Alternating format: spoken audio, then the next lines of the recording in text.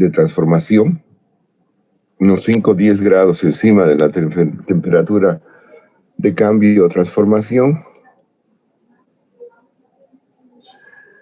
que habíamos dicho que se ubica a través del diagrama hierro-carbono, que hay que conocerlo. Luego, un periodo de mantenimiento en esa temperatura. Un periodo de mantenimiento en esa temperatura no es alcanzar la temperatura y ese rato enfriar, sino se tiene que esperar un tiempo en esa temperatura y luego iniciar el descenso, recién iniciar el descenso. ¿Por qué motivo? Porque dependiendo de la geometría de la figura y del tamaño del objeto que yo estoy tratando de trabajar con la transformación térmica, debo tener en cuenta las siguientes cuestiones. 1. En el calentamiento hay que tener cuidado, sobre todo con la geometría, o sea que partes delgadas se van a calentar más rápido en toda su integridad, en todo su volumen. En cambio, partes más gruesas, más masivas, van a tardar en calentarse. Un ejemplo es un motor de motocicleta, por así decir, la masa del motor. Las aletas que están diseñadas para extraer calor del motor, igual lo van a absorber rápidamente porque tienen una gran superficie y son delgadas. En cambio, ya el bloque va a tardar más tiempo en calentarse, entonces tendría que levantarse la temperatura hasta el punto en que toda la masa, todo el volumen esté en la temperatura adecuada. Entonces, en el calentamiento anotamos, se toma en cuenta la geometría y el tamaño para ver el tiempo de calentamiento. Entonces, una vez alcanzada y sobrepasada la temperatura de transformación en unos 10 grados, el tiempo de mantenimiento depende de la cantidad de material también. Se alcanza la temperatura y se la mantiene el tiempo necesario.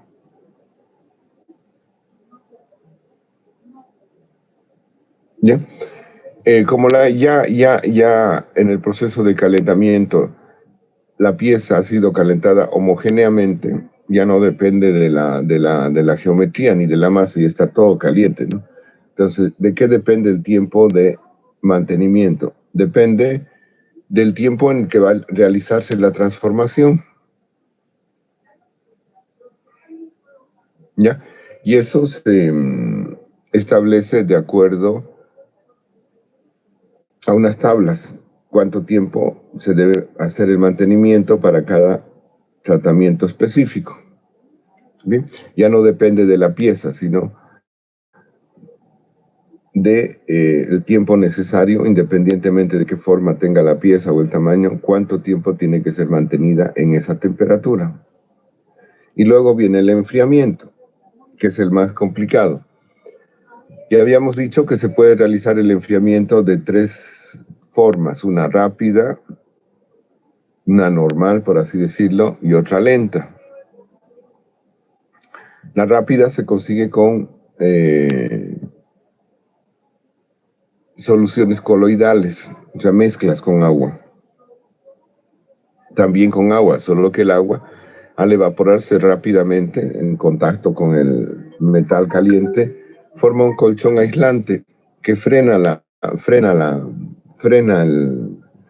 evacuación de calor. Entonces empieza a hervir, forma el colchón y ahí queda desacelerado el proceso. Por eso se utilizan soluciones coloidales, que tienen un punto de ebullición más rápido, tienen mayor densidad, etc. O aceites, tipos de aceites mineral. Obviamente que no hay que hacer un incendio, ¿no? Porque si queman el taller y templan la pieza, va a ser contraproducente. Ahora, el enfriamiento normal, digamos, ni muy rápido ni muy lento, se da al aire. Se extrae la pieza y se la deja al aire, teniendo cuidado que no haya corrientes de aire. sino que sea aire en reposo. Ahora, si necesitan enfriar un poco más rápido, pero en una corriente de aire, lo que tendrían que hacer es girar la pieza a una cierta velocidad para que no se enfríe más de un lado y del otro esté más caliente y haya tensiones o incluso puede haber rajaduras. Y la última forma de enfriar es de forma lenta, ¿ya? Para obtener esa forma lenta de enfriar, lo mejor es dejarla dentro del horno y esperar que enfríe el horno, un día, 2 días. Solo que se inmoviliza el horno, ¿no? Otra es si se está trabajando en cajas tipo mufla, que son cajas cerradas de material cerámico refractario, se saca la caja y se la deja afuera, ¿no? Se la guarda en algún lugar, por supuesto, está calientísimo. Y se puede utilizar el horno. Una forma común que utilizan acá los artesanos es extraer la pieza y taparla con arena o con cal. Solo que ahí también la cal y arena que está a temperatura ambiente es fría en comparación con las temperaturas que se han alcanzado, ¿no? Ahí puede haber también un descenso rápido, ¿no? Lo mejor sería que la temperatura del material con el que se cubre la pieza estuviese a la misma temperatura que la pieza.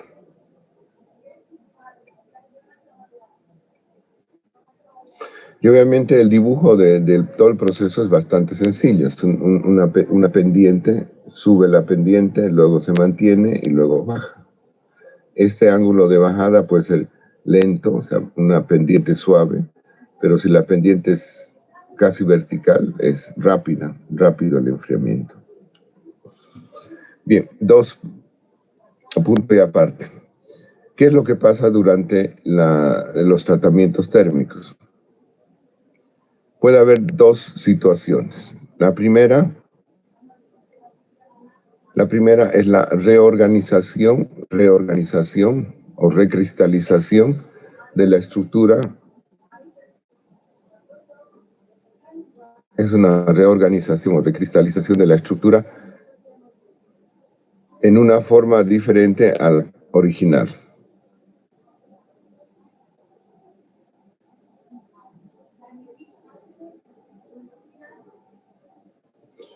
Y entre paréntesis pongan, pero no entre paréntesis, sino que la definición ya está. Es un poco para explicar, pero no significa que... bueno, me voy a complicar más. Entre paréntesis pongan que esta reorganización se realiza con los mismos átomos, o sea, con los mismos elementos o insumos o átomos que tenía la pieza en un inicio. O sea, no se ha metido nada ni se ha sacado nada.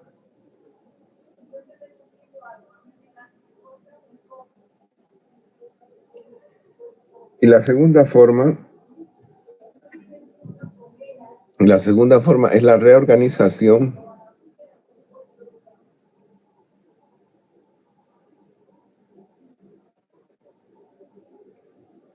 pero considerando un cambio en los componentes de la pieza.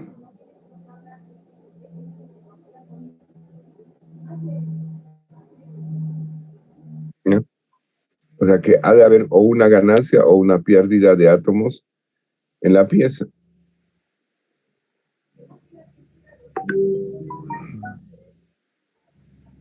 ¿Ya? Por ejemplo, en procesos de cementación o carburización se incrementa la cantidad de carbono, en la superficie de la pieza con el objetivo de aumentar su dureza, superficialmente.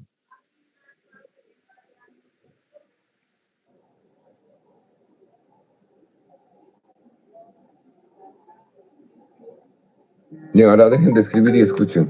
El asunto es que estos procesos parecen ser bastante modernos, ¿no? Pero de formas diferentes se los hizo también en la antigüedad. Por ejemplo, a través del forjado, que no es un tratamiento térmico, es un tratamiento plástico también. Resulta que un pedazo de hierro, o sea, de hierro fundido que tiene alto carbono, es frágil y muy duro, muy resistente a la abrasión, pero a través del calentamiento y golpeado en láminas, se agarra un pedazo, se lo va golpeando, se lo estira. Una vez se estira, lo dobla y lo vuelven a golpear, lo doblan y lo vuelven a golpear, lo doblan y lo vuelven a golpear. Algunos tipos de masa para hacer pan de hoja, por ejemplo, se lo hace así también, ¿no? O sea, se va doblando y doblando y doblando. Y fíjense que ese pedazo de hierro está calentado a una alta temperatura, al rojo vivo, incluso más que el rojo vivo, casi blanco. Entonces, en la parte superficial que está en contacto con el aire, que tiene oxígeno, va perdiendo su carbono, se le va oxidando. Pero esa oxidación no entra hasta adentro, ¿no? Solamente en la superficie. Pero como se lo hace cientos o miles de veces el hecho de golpearlo, estirarlo, volverlo a doblar, golpearlo, doblarlo, volverlo a... llega a perder tanto carbono que ya deja de ser hierro y se convierte en acero, ¿no? Pero no por un tratamiento como en el horno del convertor de Bessemer, sino por el trajín ese de golpearlo, estirarlo, doblarlo, golpearlo, estirarlo, doblarlo, golpearlo, estirarlo, doblarlo, y adquieren una característica típica del acero, fuera de que una estructura laminar que le dan una excelente resistencia. Bien. Vamos a ver ahora un video sobre este tema. Por favor, me esperan un segundo. Hay gente en espera, sí, uno. Un segundo.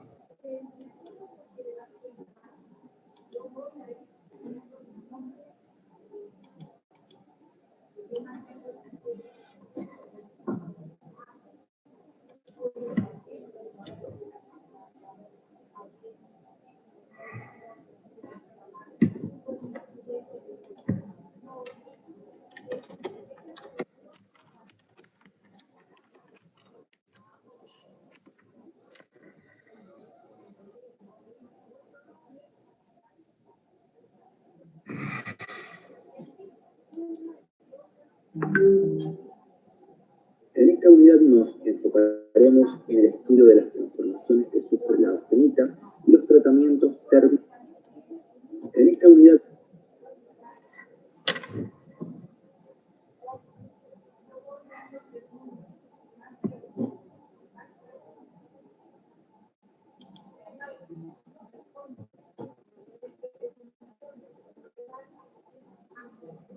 Aquí al lado están tomando exámenes finales ya.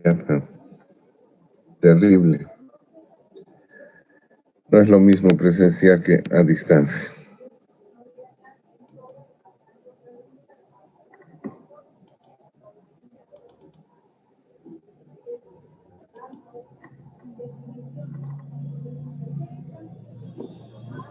¿Tiene la vista de esto que dice aquí metalurgia? ¿Tratamientos térmicos? ¿Está visible? Sí, ingeniero. Ronald, mira, yo lo... Sí, ingeniero. Bien, vamos a ponerlo al principio. Y empezamos. Por favor, tomar notas. No es diversión los videos. Hay varios puntos importantes, incluso videos que son de naturaleza de divulgación. Yo los explico.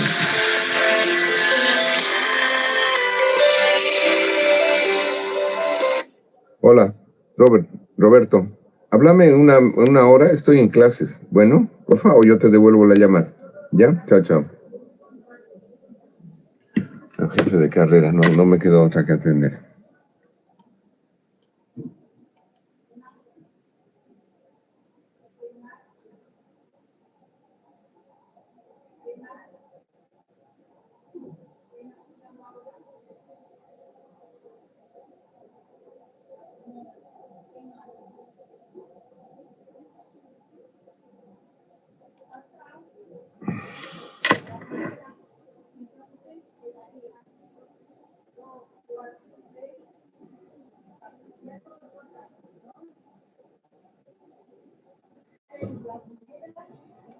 Así estaba funcionando normalmente. Yo lo he probado hace un rato.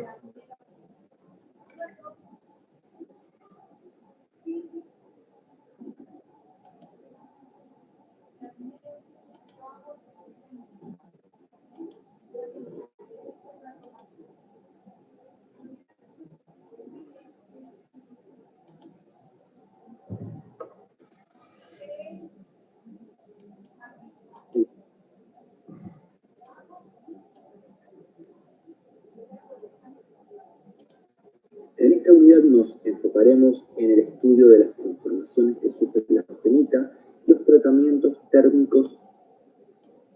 En esta unidad nos enfocaremos en el estudio de las transformaciones que sufre la austenita y los tratamientos térmicos del acero. En clases anteriores estudiamos el diagrama metaestable hierro-carbono. En este diagrama se representan las transformaciones que sufren los aceros al carbono.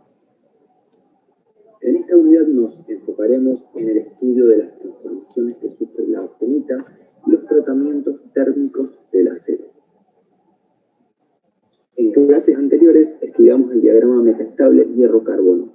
En este diagrama se representan las transformaciones que sufren los aceros al carbono con la temperatura, admitiendo que el calentamiento de la mezcla se realiza muy lentamente, de modo tal que los procesos de difusión tengan tiempo para completarse. Utilizando este diagrama, podemos determinar a diferentes temperaturas y porcentajes de carbono las fases presentes, sus proporciones relativas, la distribución de las fases en la microestructura, entre otras cosas. Sin embargo, en la práctica de la metalurgia, por lo general existen enfriamientos que no son lo suficientemente lentos, de modo que los procesos de difusión y la formación de fases de equilibrio no se producen.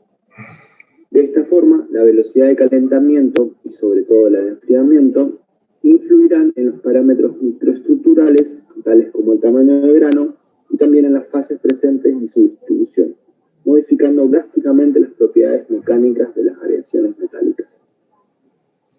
En metalurgia se define a un tratamiento térmico como la combinación de operaciones de calentamiento y enfriamiento de tiempos determinados y aplicados a una aleación en el estado sólido, de tal manera que producirá propiedades deseadas. En nuestro caso nos enfocaremos en las propiedades mecánicas. En esta clase nos vamos a enfocar en 3 tratamientos térmicos: recocido, normalizado y temple. El término recocido se aplica para un rango amplio de tratamientos térmicos. Vamos a enfocarnos primero en el recocido para alivio de tensiones. La temperatura de recristalización del acero de bajo carbono es de aproximadamente... Esto de alivio de tensiones se refiere a las tensiones que puede haber tenido y que tiene un material que ha sido laminado, por ejemplo, o extrusado, o sea, sometido a cualquier tipo de fuerzas y ha cambiado su forma, pero quedan tensiones. ¿Qué sucede con las tensiones internas que debilitan el material? Uno, en el sentido que en ese lugar donde hay alguna concentración de tensiones puede haber una fractura fácilmente, puede ser el inicio, la semilla de una fractura, ¿ya? ¿Por qué más? Porque en el lugar donde hay concentración de tensiones puede empezar también la oxidación, ¿ya? Hay un estado de inestabilidad cuando hay esa concentración de tensiones. Bien, por favor, anoten también las preguntas.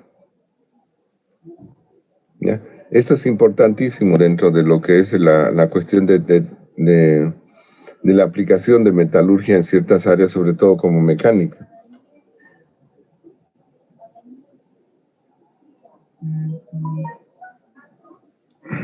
...entre 500 grados Celsius. De modo que, durante un proceso... Fíjense, aquí están las temperaturas. Fíjense el diagrama, una pena que estén utilizando en grados Fahrenheit. Nosotros utilizamos grados centígrados. Pero recuerden, esta eutectoide, y debajo de la eutectoide es el calentamiento. Es un rango de temperaturas debajo de la eutectoide para el proceso de recocido. Entonces, anótenlo o si no, vuelvan a ver y dibújenla en su propio diagrama, en un diagrama que yo les he pasado, con una cinta con un color rojo por debajo de esta línea de temperatura estable, por debajo. Y fíjense, debajo de este punto de acá no vamos a más allá. Aquí es el 2% porque implica a los aceros. No trabajamos en este momento con el material que es hierro fundido. Exclusivamente aceros por debajo de esta línea de temperatura. ¿Bien?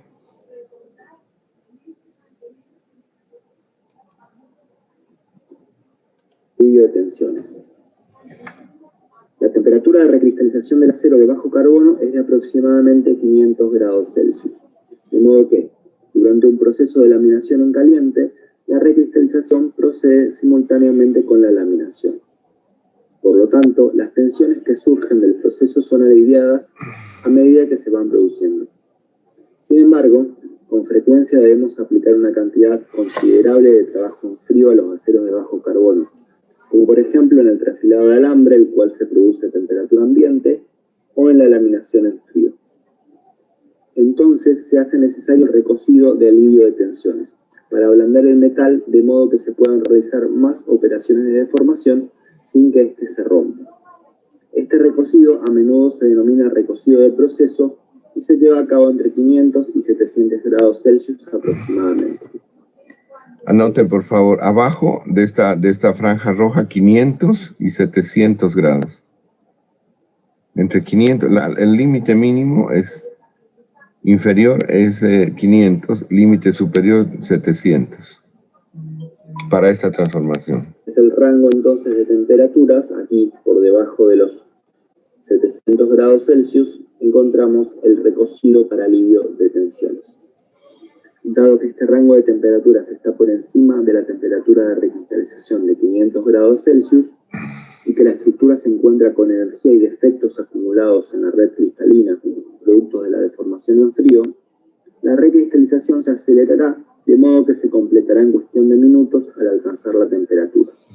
De hecho, el recocido prolongado puede causar un deterioro de las propiedades, ya que, aunque la utilidad pueda aumentar aún más, habrá una pérdida de resistencia debido al crecimiento excesivo de grano y la globulización de las capas de cementita en la estructura perlítica, perdiendo así la microestructura perlítica de capas de ferrita y cementita, como se muestra en esta figura. Cuando el tiempo del tratamiento térmico de recocido es excesivo, vemos que las láminas de cementita dentro de la perlita se empiezan a globulizar y pierde así la microestructura perlítica de capas superpuestas de perlita y de ferrita.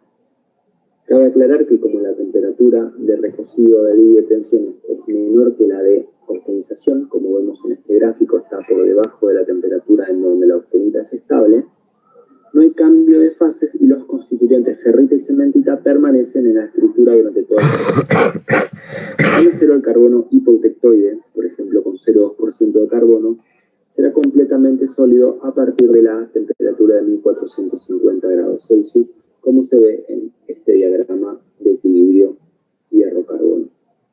Si el enfriamiento es extremadamente lento, por ejemplo el que ocurre en una pieza fundida de grandes dimensiones, cuando se alcance la zona de donde la ferrita empieza a cristalizar, es decir, en esta temperatura aproximadamente 850 grados Celsius, los granos de austenita serán extremadamente grandes.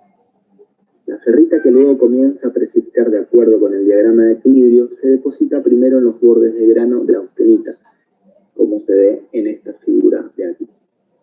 Esta ferrita precipitada en los bordes de grano de la austenita revela el tamaño de grano de los granos de austenita que se formaron en esta zona de austenización. Luego, cuando llegamos a la temperatura crítica inferior, la perlita se forma dentro de los granos de austenita, cristalizando de esta manera, quedando así la perlita dentro de la red de ferrita crecida previamente en los bordes de grano de la austenita. Esta microestructura de aquí representa típicamente lo que se conoce como estructura de Widmanstätten. La disposición de la ferrita en forma de malla en la estructura de Widmanstätten tiende a aislar la perlita más fuerte en parches separados, de modo que la resistencia se ve afectada. Así, se deben tomar medidas para eliminarla mediante tratamiento térmico o también con trabajo mecánico, como por ejemplo laminado en caliente. A fin de no modificar modificar la forma de la pieza, se usa un tratamiento térmico para efectuar el refinamiento de los granos. El tratamiento térmico más adecuado implica calentar lentamente hasta una temperatura de aproximadamente 50 grados Celsius por encima de la temperatura de austeurización. Esto quiere decir que la temperatura de recocido depende del contenido de carbono del acero. Se mantiene esta temperatura únicamente el tiempo suficiente para que se alcance una temperatura uniforme en toda la pieza. Los nuevos cristales de austenita que se forman son muy pequeños, ya que cada grano de perlita da lugar a muchos cristales nuevos de austenita. Esto se puede ver en estas figuras de aquí, donde luego del calentamiento, primero en la perlita se van formando los granos de austenita, y cuando llegamos a la temperatura crítica superior, los granos de ferrita protectoide son transformados en granos de austenita de menor tamaño. Luego, el enfriamiento lento a partir de esta microestructura provoca la reprecipitación de la ferrita, pero dado que los nuevos cristales de austenita son pequeños, la ferrita precipitada también se distribuirá como pequeñas partículas, como se ve en esta imagen. Así, la microestructura final a temperatura ambiente será una combinación de granos de ferrita y de perlita muy finos, es decir, de menor tamaño a la microestructura que teníamos al principio, que era la microestructura de Wittmann-Staten. Aquí la comparación es que antes del tratamiento térmico tenemos granos grandes con los límites marcados, y esa es menos resistente que esta otra donde tenemos granos pequeños y con sus límites también definidos.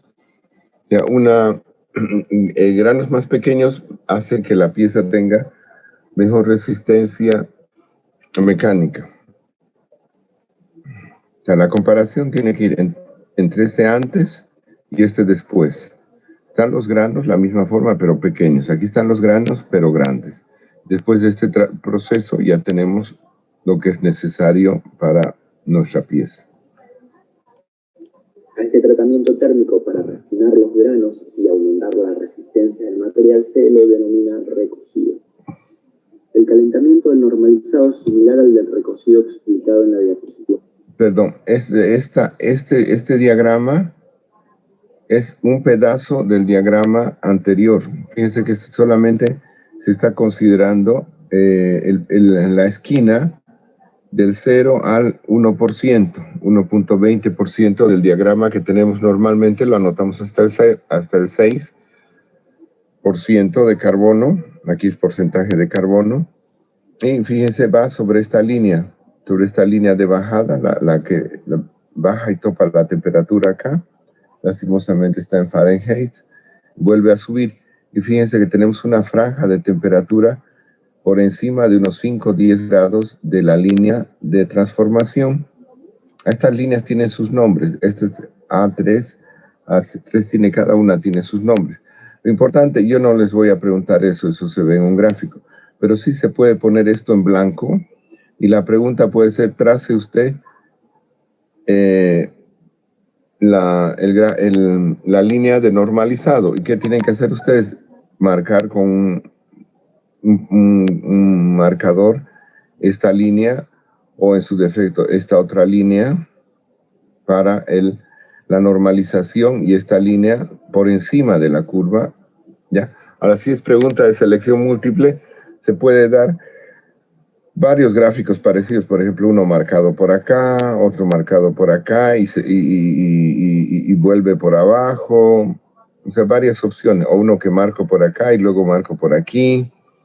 Y hay 5 opciones, ¿no? Entonces, ustedes tienen que darse cuenta, saber reconocer cuál es el intervalo de normalización, de recocido, en el gráfico ese grande, en ese gráfico grande que tenemos aquí, en este gráfico de acá, El pedazo que más interesa es este pedazo de aquí, Esta área es la que más interesa.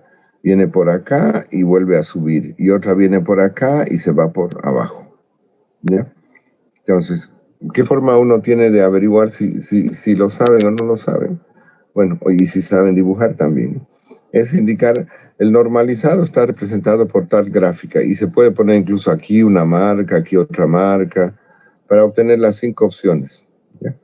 Todas en esa área. Entonces,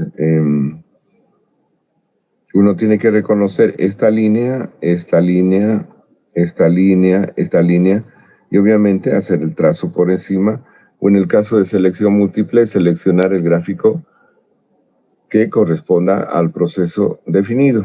Entonces, este gráfico es clave.